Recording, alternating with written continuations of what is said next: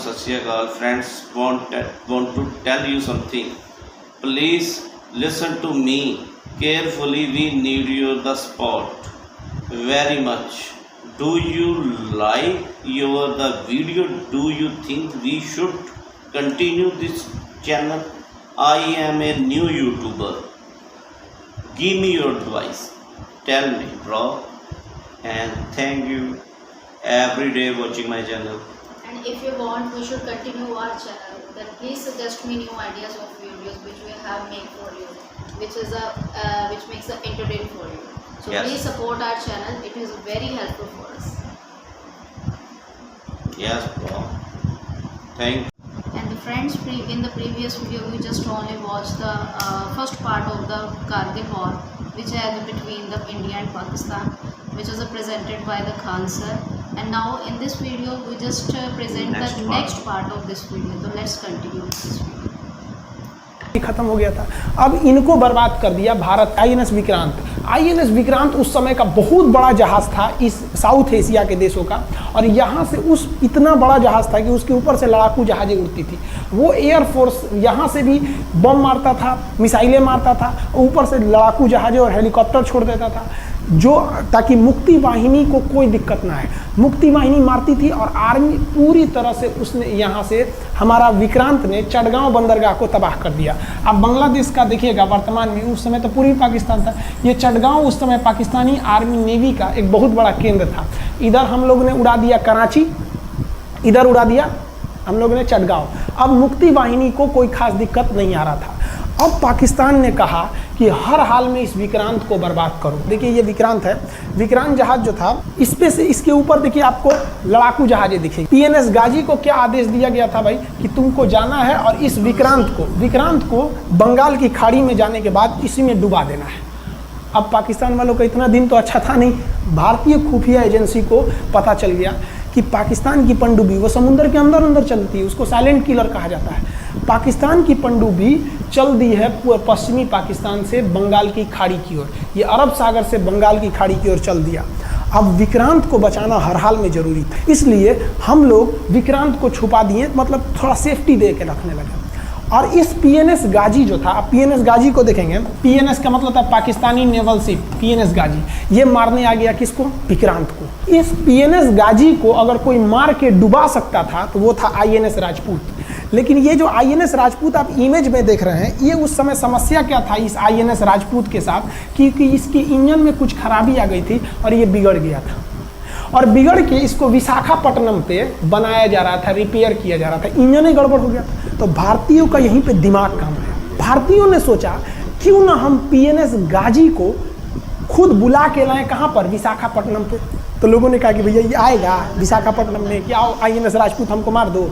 कहा कि नहीं, देखिए कैसे आएगा। भारतीयों को पता था कि हिंदुस्तान में पाकिस्तानियों के कुछ ना कुछ जासूस होंगे और वो पाकिस्तान को पल पल की खबर दे रहे होंगे।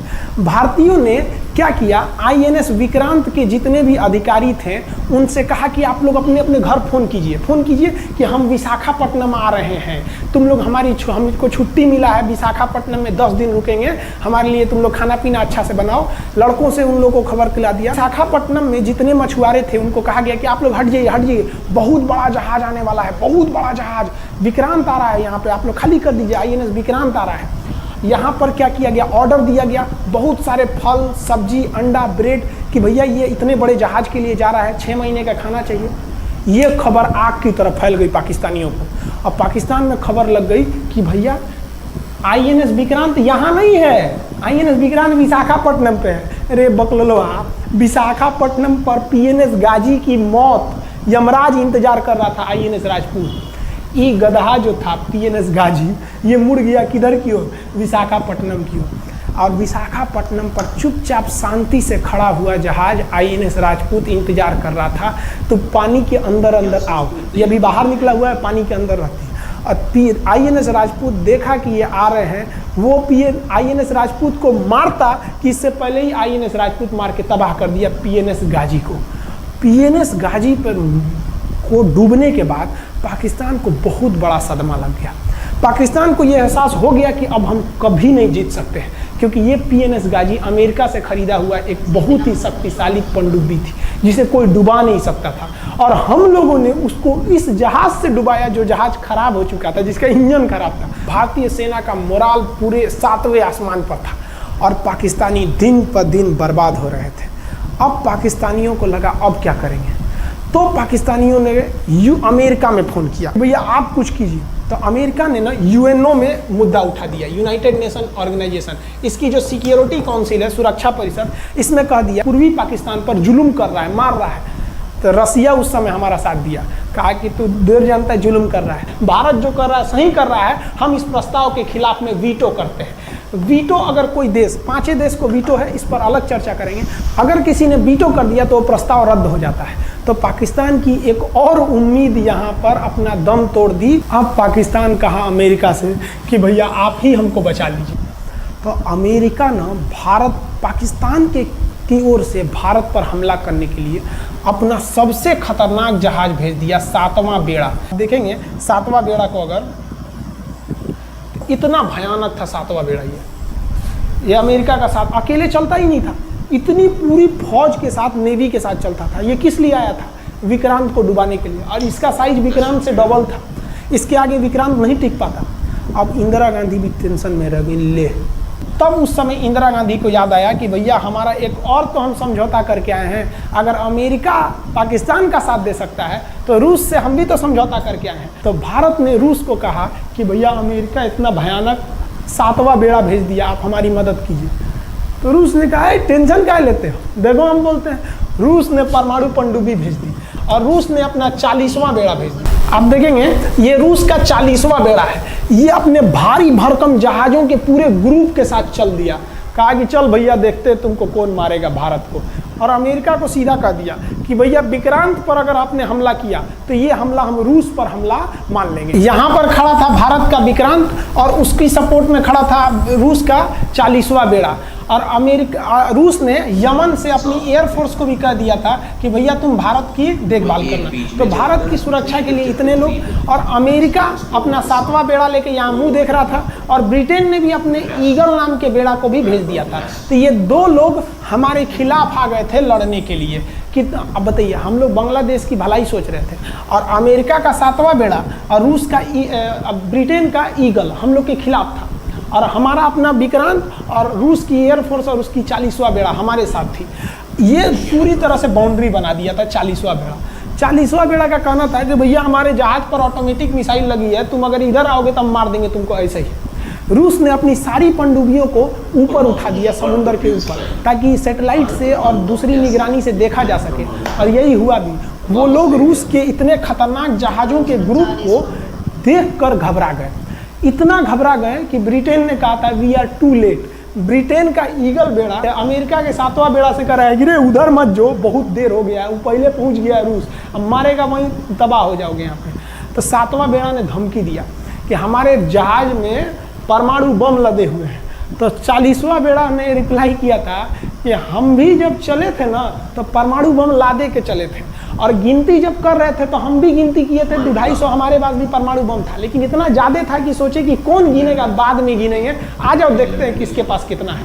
तो रूस ने हमसे सच्ची दोस्ती निभाई थी, और इधर शेख मुजीबुर रहमान की जो मुक्ति वाहिनी थी वो अपना काम कर रही थी। अब भारत आर पार की लड़ाई में था, पाकिस्तान हर मोर्चे पर हारते जा रहा था। भारत सरकार ने पाकिस्तान पर मनोवैज्ञानिक दबाव बनाने के लिए निर्मलजीत सिंह अरोड़ा ने एक प्लान बनाया। उन्होंने एयरफोर्स को पूर्वी पाकिस्तान यानी जो अभी बांग्लादेश है, तो ढाका के ऊपर एयर ड्रॉप करा दिया, हवाई जहाज से सैनिकों को उतार दिया, और उन सैनिकों के भेष में उसमें सैनिक कम थे, और उसमें केवल पुतलों को नीचे उतारा गया था। ये केवल इंडियन आर्मी जान रही थी कि पुतला नीचे उतरा है सर, लेकिन मीडिया ने तो इसको खबर को आग की तरह फैला दिया। और इसमें हम धन्यवाद देना चाहेंगे हाथ जोड़कर BBC न्यूज का। और BBC ने ये छाप दिया कि इंडियन एयरफोर्स ने ढाका पर 5000 एयर ड्रॉप करा दिया फौजियों को। अब ये गली गली खोज खोज के पाकिस्तानी फौजियों को मारेंगे कि तुम क्यों मार रहे हो हमारे बांग्लादेशी भाइयों को। और बांग्लादेश की मुक्ति वाहिनी वैसे ही उनके पीछे पड़ी हुई थी पाकिस्तानियों के। अब पाकिस्तानियों का पूरा मनोबल टूट गया, पाकिस्तानी गली गली छुप गए सब। सोचिए, ये पुतला से डर जा रहे थे सब, रियलिटी में ये फौजी नहीं थे, ये पुतला गिराया गया था एयर ड्रॉप करके। अब वो लोग डर के मारे भाग गए यहाँ पर। अब एयरफोर्स ने देखा कि उसकी ये छोटे से मैग्नीफिक वैज्ञानिक दबाव का इतना खतरनाक असर पड़ा है, एयरफोर्स ने कहा कि अब एक काम करते हैं, अब आर पार को अब ठोक डालते हैं पाकिस्तान को, अब जो होगा सो देखा जाएगा। एयरफोर्स ने बांग्लादेश के जो गवर्नर थे उनके घर पे हमला कर दिया। अब वो घर में नहीं थे, वो तो बच गए। बचने के बाद डर क्या होता है, देखिए डर किसको कहा जाता है। जो उनके गवर्नर हाउस थे AH मलिक, इन्होंने त्याग पत्र दे दिया, भैया जिंदगी रहेगी तो बहुत नौकरी करेंगे, डर के मारे त्याग पत्र दे दिया। सोचिए गवर्नर, क्योंकि पाकिस्तान का एक राज्य ही तो था पूर्वी पाकिस्तान, जैसे हमारा एक राज्य है उत्तर प्रदेश, बिहार, महाराष्ट्र, वहाँ पे भी गवर्नर होते हैं ना, संवैधानिक हिसाब से गवर्नर मालिक होता है उस जगह का। त्याग पत्र दे दिए। सोचिए ये डर था उनके अंदर। निर्मलजीत सिंह अरोड़ा जो लेफ्टिनेंट जनरल थे, जनरल तो हमारे मानिक शाह थे, लेफ्टिनेंट जनरल थे जिन्हें बांग्लादेश जीतने की जिम्मेदारी दी गई थी, मतलब उसे सुरक्षा करने की जिम्मेदारी दी गई थी। वो पाकिस्तान के लेफ्टिनेंट जनरल नियाजी से बात किए और उन्हें कहे कि हम आपको आधा घंटा का टाइम देते हैं और आप इस आधा घंटा में विचार कीजिए आप सरेंडर करते हैं कि नहीं।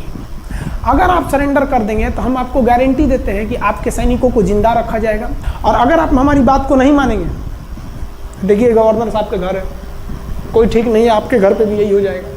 क्योंकि अगर आप हमारे सामने सरेंडर नहीं करिएगा तो याद रखिए हम अपने हमले को 10 गुना और तेज कर देंगे। और हार तो आप चारों ओर से गए हैं। भारत चाहता था कि जल्दी से जल्दी इस युद्ध को ख़त्म किया जाए, क्योंकि अब ये अंतर्राष्ट्रीय मैटर हो चुका था। अब अमेरिका अपना नाक पे ले लिया था कि भैया हमारा जहाज मार के गिरा दिया। PNS गाजी उसी की पनडुब्बी थी, वो तो पाकिस्तान को दिया। 7वां बेड़ा को नहीं घुसने दिया, तो अमेरिका की किरकिरी हो रही थी। ब्रिटेन के ईगल को घुसने नहीं दिया, उसकी किरकिरी हो रही थी। और भारत को उस समय लोग कहते कि ये गरीब देश है, अभी आज़ाद हुआ है। 1971 में हमारी यही हाल थी और सारे लोग कहते थे उसको गरीब समझ लेते, रोवा के रख दिया अमेरिका को, हर जगह धो दिया पाकिस्तान को। अब बेचारे नियाजी क्या कर सके। नियाजी को आधे घंटे का टाइम दिया गया। 16 दिसंबर 1971, याद रखिएगा दिन, 16 दिसंबर 1971। ये हमारे इतिहास का 13 दिन के युद्ध में हमने पाकिस्तान को धूल चटा दिया था, क्योंकि 3 दिसंबर को पाकिस्तान ने युद्ध स्टार्ट किया था और 16 दिसंबर को हम लोगों ने जनरल नियाजी से आत्मसमर्पण करवा लिया। और आत्मसमर्पण आप देखना चाहेंगे जनरल नियाजी का। जनरल नियाजी इन्होंने हमारे लेफ्टिनेंट जनरल निर्मलजीत सिंह अरोड़ा के सामने आत्मसमर्पण साइन किया, और साइन करने के बाद बांग्लादेश के ढाका रेस कोर्स में इन्होंने साइन किया और इनकी आंखों में आंसू था। एक देश के सेनापति के लिए इससे शर्म की बात क्या है, जो गिनीज बुक में नाम रिकॉर्ड करा दिया। गिनीज बुक में कैसे, देखिए पाकिस्तान के लोग हम चाइना के वीडियो बनाए थे, उस पर कमेंट कर रहे थे कि इंडियन आर्मी कुछ नहीं कर सकती। देखो बांग्लादेश तुम्हारी बहादुरी का जीता जागता उदाहरण है।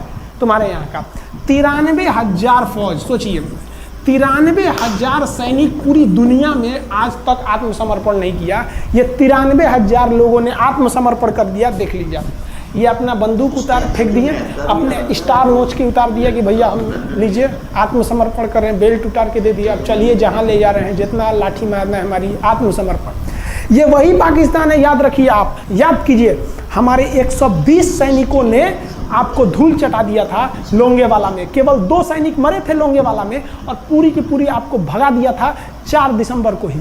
और आप याद कीजिए, बहुत बहादुर बनते हैं ना, 93,000 फौज आपकी हार के गई है यहाँ से। इतना बड़ा हार दुनिया में आज तक कहीं का नहीं हुआ है। 93,000 सैनिक सरेंडर करके गए हैं भारत के सामने से। क्या बात कीजिएगा आप हमारे सामने। तो ये है, गिनीज बुक में नाम है। ये तो है भैया पाकिस्तान की आर्मी, एक तरह से गिनीज बुक में नाम है ना जी। भले हारने से नाम है तो क्या हुआ, पाकिस्तान के लिए इससे खुशी की बात क्या हो सकती है कि भैया गिनीज बुक के नाम है। अब इन लोगों को जेल में बंद कर दिया गया, बाद में हम लोगों ने इन्हें छोड़ भी दिया था। और इस सरेंडर के बाद बांग्लादेश की जो मुक्ति वाहिनी थी, उसके चेहरे पर ये मुस्कान थी कि बांग्लादेश अब स्वतंत्र हो गया। ढाका इंदिरा गांधी का स्टेटमेंट था, ढाका स्वतंत्र राजधानी है स्वतंत्र बांग्लादेश की। ये खुशी थी बांग्लादेशियों के चेहरे पर, जिनकी बहनों की इज्जत आबरू लूट ली गई थी उन्हीं देश के फौजियों के द्वारा। जिनके ये जो नियाजी थे, जब इन्हें लेफ्टिनेंट गवर्नर बना के भेजा गया था बांग्लादेश में, तो ये नहीं पूछे थे कि बांग्लादेश का स्थिति क्या है। ये पूछे थे कि जिन लड़कियों का रेप हुआ है वो कहाँ है, सब दिखाओ तो, मतलब ये भी जाके करेंगे। ये हाल था। ये इनके चेहरे पर मुस्कुराहट थी। बाद फिर मुजीबुर रहमान को पाकिस्तान से स्वतंत्र कराया गया। भारत ने जो अपना वादा किया था कि शेख मुजीबुर रहमान को स्वतंत्र करेंगे, बांग्लादेश को स्वतंत्रता दिलाएंगे, उनके अधिकारों के लिए लड़ेंगे, भारत ने अपने वादा को पूरा किया। आज शेख मुजीबुर रहमान की बेटी शेख हसीना बांग्लादेश की कमान संभाले हुई हैं। शेख हसीना, जब हमको याद है जब वो भारत आई थी तो एयरपोर्ट पे, तो मोदी जी एयरपोर्ट पर रिसीव करने गए थे, जबकि ऐसा नहीं होता है। शायद ही बांग्लादेश की प्रधानमंत्री को पूरी दुनिया में कोई बड़े देश का राष्ट्रपति रिसीव करने जाए, प्रधानमंत्री रिसीव करने जाए। तो भारत अपने पड़ोसियों का इतना ख्याल रखता है, चाहे वो नेपाल हो, भूटान हो, सबके साथ। अभी हाल फिलहाल में नेपाल के लोग थोड़ा गुस्सा हैं लिम्पियाधुरा काला पानी को लेके, लेकिन ऐसा नहीं है कि हमारा नेपाल के साथ कोई खराब रिश्ता है। हमारा नेपाल के साथ रोटी और बेटी का रिश्ता है। बांग्लादेशियों के साथ हमारा बहुत ही अच्छा संबंध रहा है। आज हमारे बांग्लादेश के साथ बहुत ही मधुर संबंध है। और बांग्लादेश को जो पाकिस्तान के लोग कहते थे ये किसी काम लायक नहीं है, ये वाले भाई लोग पाकिस्तान से आगे निकल गए। आज इनका मलमल का कपड़ा, जूट और पाम ऑयल पूरी दुनिया में फेमस है। जहाज़ों की मरम्मत में, मतलब जहाज़ के रिपेयरिंग में बहुत आगे निकले हैं बांग्लादेश के लोग। आई होप आप समझ गए होंगे। इस युद्ध के बाद अगर भारत चाहता तो भारत पाकिस्तान के पश्चिमी भाग को भी कब्जा कर लेता, क्योंकि यहाँ तो हम लोग हराए ही थे। उनके 93,000 फौज तो हम लोग जिंदा पकड़ लिए थे। हम उन्हीं को कह देते बंदूक लगा के कि कश्मीर खाली करो, हमारा यहाँ से वापस जाओ। लेकिन बावजूद हमने इंसानियत दिखाई थी पाकिस्तान के ऊपर। इसका बदला ये पाकिस्तान ने हमें क्या दिया पता है? 26/11 हम संसद भवन पर अटैक, तो कभी अमृतसर में अटैक, कभी मुंबई में बम ब्लास्ट, कभी 26/11 का हमला, ये सब हुआ। हम चाहते तो उस वक्त भी जीत सकते थे। ये पाकिस्तान वाले आप जो कहते हैं कि हम बहुत बहादुर हैं, भारतीय सेना हमारा क्या कर सकती है, तो भारतीय सेना की रहमो करम पर आप लोग जिंदा थे, वरना 1972 में ये जो सेना थी ना 71 में, आप लोग को कहीं का नहीं छोड़ती। आप हिंदुस्तान के व्यूवर्स आप लोगों से भी कहते हैं कि एक लाइक तो बनता है इस सैनिकों के लिए, हमारे लिए नहीं, हमारे इस चैनल के लिए। कभी नहीं कहेंगे कि खान जी रिसर्च सेंटर चैनल को आप सब्सक्राइब करिए, लाइक करिए, हम ये कभी नहीं कहते हैं। लेकिन हम ये जरूर कहते हैं कि आज एक लाइक बनता है हमारे इन वीर सिपाहियों के लिए जो आज भी सेना के लिए डटे हुए हैं। और ये पाकिस्तान इस पर कमेंट करते हैं। हम आप भारतीयों से कहते हैं, आप हिंदुस्तानी हैं तो इस वीडियो को जितना से ज़्यादा शेयर करना है आप शेयर कीजिए, ताकि आपके बच्चों तक को ये पता चल सके कि हमारे सैनिक कितने बहादुरी हैं, कितने बहादुरी से लड़े थे हमारे सैनिक, कितने बहादुर हैं। और इस वीडियो को आप इतना शेयर कीजिए कि पाकिस्तान तक पहुँचे और वहाँ का बच्चा इस वीडियो को देखे, ताकि उनके अंदर भारतीय सेना का जो डर है वो बैठे। ये डर जरूरी है उनके अंदर, ये डर उनकी हड्डियों तक जाना चाहिए। और हाँ, कोई भी देश के हो, हर देश को अपने सैनिकों के लिए सम्मान करना चाहिए। हम ये कोई मनगढ़ंत कहानी नहीं बताएं, हम अपने सैनिकों की वीर गाथा बताएं जो A to Z अक्षरशः सही चीज़ें हैं। समझ में आया? आप इस वीडियो को देख रहे हैं तो मेरे साथ बोलिए आप लोग, भारत माता की जय। पाकिस्तान के तो फ्रेंड, फाइनली आपको कैसी लगी वीडियो आप जरूर बताना जय भारत। एंड एक बात का बहुत पेन होता है, हर इंडियन को होता होगा, जिनको पता है, जिनको नॉलेज है इस बात। हमने उनके जो रेस्ट किए हुए आर्मी के जो थे जवान, हमने 93,000 किसी सिक्योरिटी के बिना छोड़ दिए। तो तब सरकार थी कांग्रेस की, तो उन्होंने इंदिरा गांधी ने क्या किया, श्रीमती इंदिरा गांधी जी ने क्या किया, हमारे उधर थे जवान आर्मी के 54, उन्होंने उनके बदले वो वापस मांग सकते थे, उन्होंने लिए, मांगे, बात ही नहीं।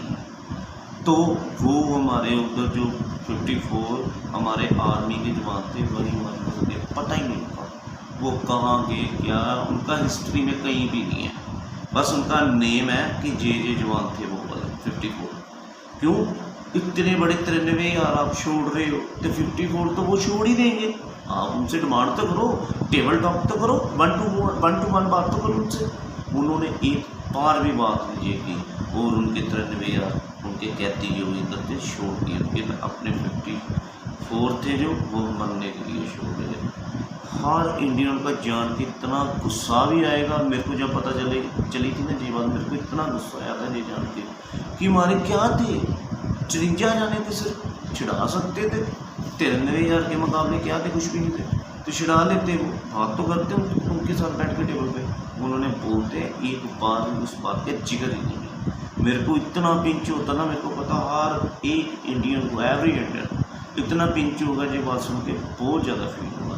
तो गाइस साहब अगर चाहते हो तो नेक्स्ट वीडियो हम खान सर की फिर ऐसी कोई अच्छी वाली लेके आए, जैसे चाइना का वॉर है, कारगिल का वॉर है, 66 का वॉर है, 99 का वॉर है, जो भी इतनी फाइटें हम लड़े हैं इनकी फाइटें इतिहास से पाकिस्तान से, और 47 का भी है, जो भी है तो हम लेके आए नेक्स्ट वीडियो। आप जरूर हमें बताना, कमेंट सेक्शन में कमेंट बताना। सेक्शन में ज़रूर बताएं नेक्स्ट वाली वीडियो हम आपके लिए कौन सी लेकर आए, और अगर वीडियो अच्छी लगी तो चैनल को लाइक शेयर सब्सक्राइब जरूर करें। लाइक करने से ये चीज़ होती है हमारी मोटिवेशन बढ़ती है, तो हम आपके लिए और अच्छी अच्छी वीडियो लाइक से ऐसे हमें लगता है ना कि ठीक है, मेरे को वॉच कर रहा है, मैं देख रहा है कि चलो हम वीडियो बनाते हैं। ठीक है फ्रेंड्स, तो friend thank you very much, bye, good night.